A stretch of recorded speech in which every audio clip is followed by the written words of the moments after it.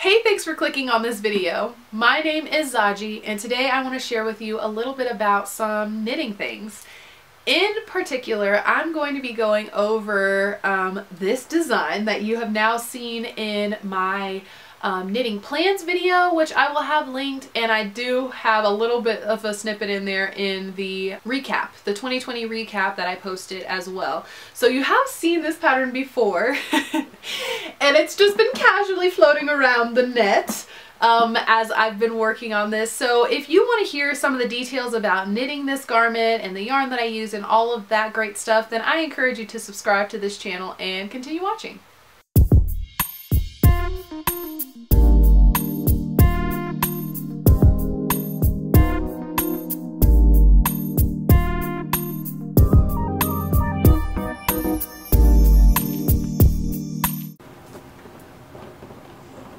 Fat guy.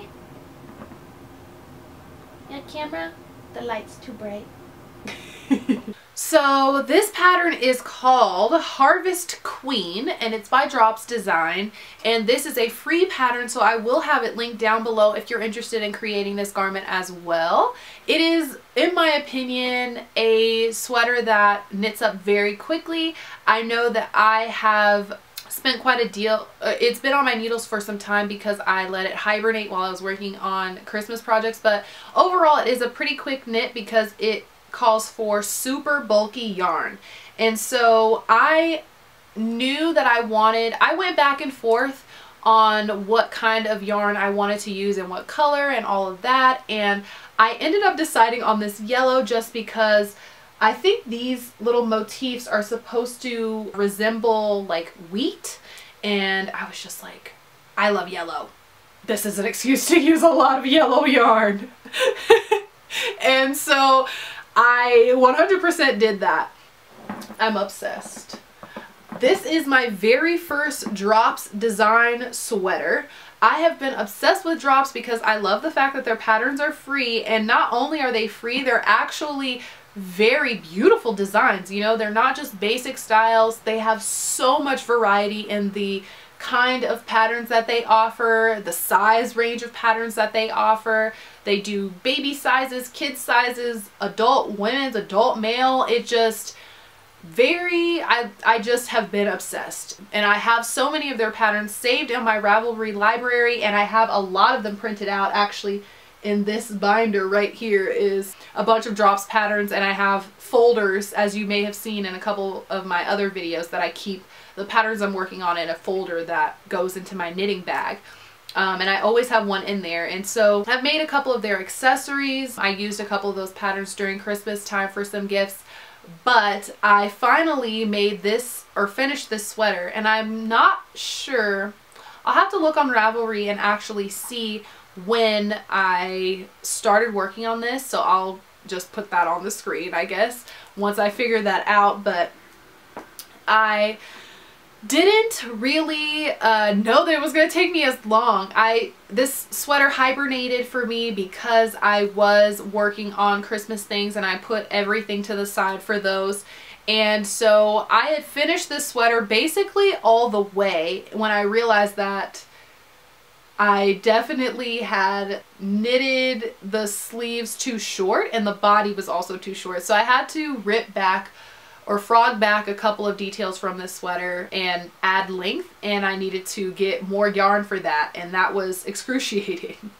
So this pattern, swatching this pattern for me was a little bit easier because I had worked with this yarn before. I'd made a headband with this yarn, and I kind of just went off of that gauge. And this pattern recommends that you use a US 13, and I actually used a US 10.5 to get gauge.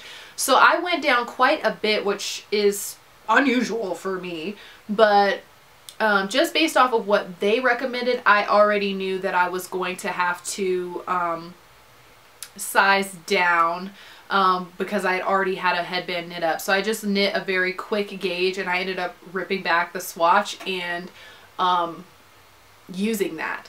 And it turned out pretty true to size. I chose the extra small size, which was which is the smallest size that they have.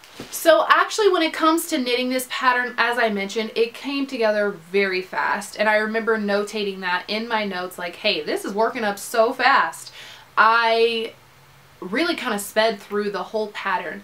And I really feel like there were a couple of times where I was concerned, because obviously with a fabric that's this dense, like working with super bulky yarn, it's so tight along like the yoke where all the cabling and eyelets and everything are, and obviously those need to be blocked out so that you can see all of the eyelet designs on there, and so that the cable can relax and all of that stuff. So there were a couple of times when I was trying this pattern on as I was knitting it that I was like, oh my gosh, it's so tight, but I have room. Like I could stretch out my arms and everything, and I wasn't having any issues, and I still don't have any issues.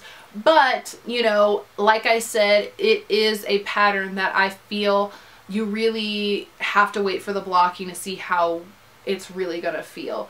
Because if I were using a wool yarn, I feel like it would also be the same way. It would have been tighter before it was blocked and everything. So I knit the sweater sleeves, and so I knit the sleeves, and these are lengthened by 1.5 inches. So you can imagine how much shorter these were. And because it's a yoke sweater, when it is like, when I, you know, lift your arms and stuff, because there's not shoulder shaping, all of this kind of just comes up, which is just how yoke sweaters really are. And so when my arms are down, the sleeves actually do come to a more desirable length for me. But I could have, if I wanted to, knit the sleeves to be much longer than this, and I probably wouldn't have that issue at all with them pulling up. It doesn't bother me, but I just had knit the pattern to the recommended length, and it just looked ridiculous on me. It didn't look anything like the sample at all. And so yeah, I ended up buying a lot more balls of yarn, and this is all that I have left of the last skein that I used. And this has a couple of magic knots in here connecting some of the tail ends that I had from the sweater. And so I don't know, knitting it was awesome, but I was getting very frustrated by just some of the dimensions. They were just kind of like, I don't know, when I knit them to the dimensions that were in the pattern, it just did not work, and it should have worked. I don't know. So this is one of those patterns that you definitely want to try on as you go and double check before you go ahead and bind off, because I don't know, some of the dimensions on here were just didn't work for my body shape and my body type. So that's something to keep in mind, but I do love the final project. I do love how the sweater came out. It is incredibly warm. I am sitting in my studio with no heat on, and my studio is in the basement level of our home. Well, we have like it's a half or a split level, so half of it's in the basement or underground, and it's very cold in here. And so I'm in here without the heater on, and I'm comfortable. Comfy. Just real comfy. Yeah. All I did to finish this pattern was darn in all of the ends, and I threw it in the washing machine, and I put it in the dryer. But however, this yarn is very thick, and I had all these cables and everything on, so I ended up finishing the drying basically by air drying this sweater just out on my blocking mats. I went ahead and blocked all of the yoke details and like the sweater and everything, the body and the sleeves. I ended up pinning those on my blocking mats and letting them dry that way, just because I felt like the yarn was getting really beat up in the dryer before I was able to get the cables and the eyelets and everything to just be the way that I wanted it to. So I partially air dried, partially tumble dried, and I'm happy with the finish. This color is awesome. And I had a fun little surprise, because I've only had this sweater on inside, and I don't think that this yarn, I know that all this yarn wasn't from the same dye lot, but I had a very fun experience of walking outside, and the very bottom part of my sweater is a completely different yellow shade from the top part. So this happens And it looks very, God, that's the wrong one. So you can see it now as I'm in front of like a window and in this camera, but it doesn't look like that when I'm indoors. Like if I'm inside, I don't have that like difference in color. And I think that it might have happened, or it's not as stark, but I think it happened in the wash. So one of the yarn balls that I used, and I don't know where, and I'm also kind of confused because like I don't have any other parts of my sweater that do that same kind of color change. So this is my cast on edge. I think I have it on backwards. Well, technically there is no front or back. Okay, so the lighting changed just a little bit, so I'm sorry about that. And yeah, overall I really loved knitting this sweater. However, I found out that I really don't love the shaping of a yoke net sweater, especially in yarn that's this thick. I just feel like, to me, it just doesn't have the right silhouette that I love. So I am going to try yoke sweaters with maybe thinner weights of yarn and see if I prefer the fit of those better. But I don't know. I like the look of it, but I do feel like I am consciously always pulling the sweater down, even though it's not like my stomach or something is being exposed. I don't know. It kind of bunches up here. So I love this sweater. I think it's so beautiful and I am going to wear it to death, but I just feel like the yoke style, although fast, is not my favorite shaping style for sweaters. So I did learn that from this sweater, and I have another yoke sweater from Dropz actually planned that is already on my needles. So I guess it's not planned, but it's already on my needles, and I'm hoping that I will like the result and the fit of that a little bit better, but we will see.